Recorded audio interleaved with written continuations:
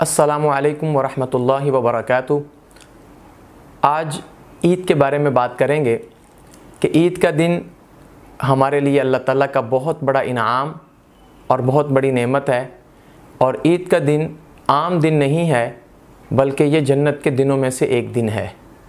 क्योंकि जन्नत की ख़ासियत ये है कि वहाँ पर सिर्फ़ और सिर्फ सलामती होगी, खैर होगी, आफ़ियत होगी। इसी तरह ईद वाहिद दिन है 365 दिनों में कि 2 दिन ईद के आते हैं कि हर इंसान दूसरे इंसान को सलामती और मुबारक देता है। आपने देखा होगा कि ईद के दिन कोई दुश्मन से दुश्मन शख्स भी इंसान के सामने आ जाए, उसका बहुत सख्त जिसके साथ नफ़रत है वो सामना हो जाए, तो इंसान कहता है चलें यार ईद का दिन है, इसको मिल लेते हैं। यानी ईद के दिन इंसान की फीलिंग टोटली चेंज हो जाती हैं। बहुत सी छोटी छोटी लड़ाइयाँ, बहुत से झगड़े इंसान फरामोश करके जाके ईद मुबारक कहता है। जन्नत में ऐसा ही होगा।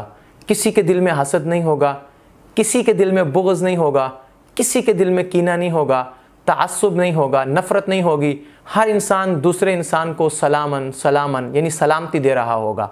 इसी तरह ये एक नमूना है दुनिया में। जन्नत का दिन एक छोटा सा नमूना है। 100% तो नहीं हो सकता, लेकिन ये 90% है कि इस दिन सब लोग दूसरे लोगों को मुबारकबाद पेश करते हैं।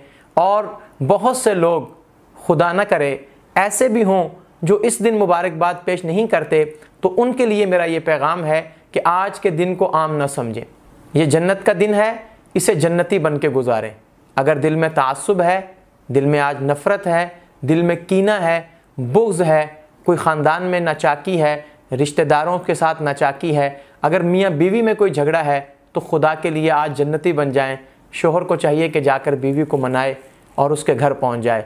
और बीवी ने अगर शोहर को नाराज़ किया है तो रख्ते सफ़र बांधे और अपने शोहर के पास पहुँचे, क्योंकि आज का दिन ये जन्नत का दिन है। मैं 101 दलील आपको दे सकता हूँ कि ये जन्नत का दिन है, क्योंकि जन्नत में अल्लाह ताला फरमाएंगे आज कोई इबादत नहीं है, खाओ पियो और ऐशो इशरत से रहो। और तमाम मुसलमान जानते हैं कि इन दिनों में जो ईद के दिन और अय्याम तशरीक के दिन हैं, इनमें रोज़ा रखने से मना फरमाया खाओ पियो और मुलाकात करो। यानी कि ईद की बिल्कुल मुशाबहत जो है इसके अंदर मौजूद है।